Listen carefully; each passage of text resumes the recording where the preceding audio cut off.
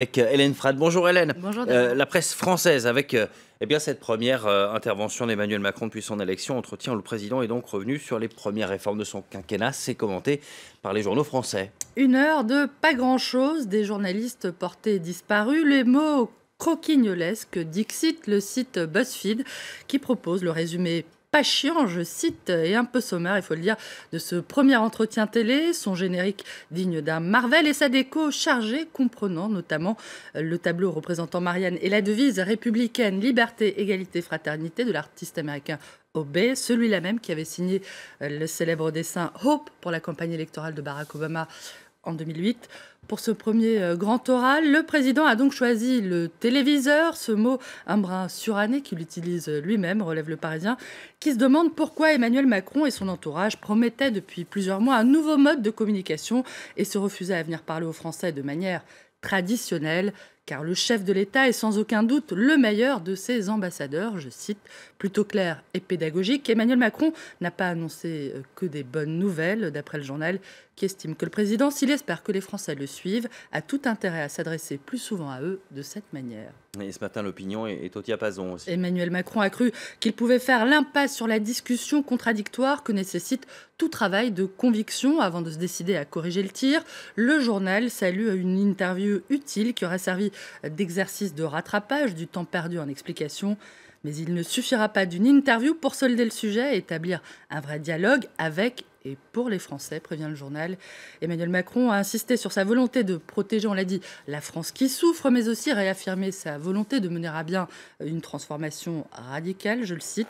Le président adoucit le ton mais garde le cap, résume Le Figaro, qui se demande s'il faut voir dans l'interview télé d'Emmanuel Macron, qui jusqu'ici semblait préférer les discours et les images, le signe d'une certaine fébrilité, alors que les sondages ne lui sont guère favorables.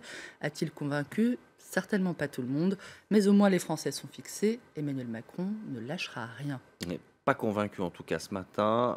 Libération et l'UMA. Libé critique à la fois la façon dont le président aurait choisi d'assumer ses écarts de langage et celle dont il aurait agité aussi la réussite individuelle comme un mantra. Le chef de l'État n'a pas rééquilibré un début de mandat marqué à droite, regrette Libé. Réussissez, réussissez, réussissez, c'est la loi et les prophètes, ironise le journal. La réussite vaut certainement mieux que l'échec, mais au bout du compte, en attisant la concurrence entre ceux qui ont et ceux qui n'ont pas, la concurrence de tous contre tous, on construit une drôle de société, prévient Libé. L'égalité et la fraternité, ce n'est que du décor, regrette l'Humanité. Interrogé sur ceux qui foutent le bordel, Emmanuel Macron n'a comme réponse que des arguties de forme et une analyse de champ lexical. Fainéant, c'est du langage soutenu. Bordel, c'est populaire. Aucun mot pour ceux qui vivent les licenciements. Pas de réponse sur le fond, cingle l'Humanité.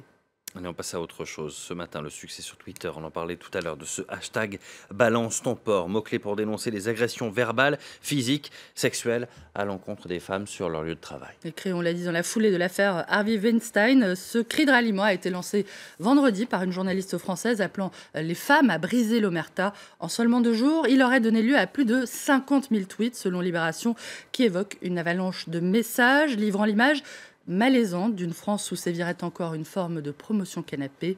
Mais au-delà du phénomène instantané, me demanderez-vous, que restera-t-il de tout cela ? Une autre journaliste confie un brin désabusé.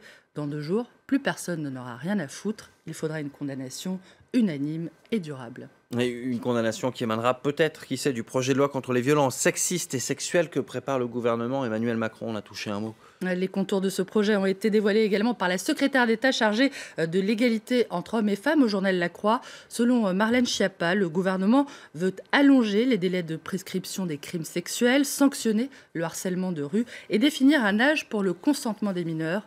Dans un entretien accordé au journal, la psychiatre Muriel Salmona demande notamment l'imprescriptibilité totale pour les violences sexuelles faites aux enfants.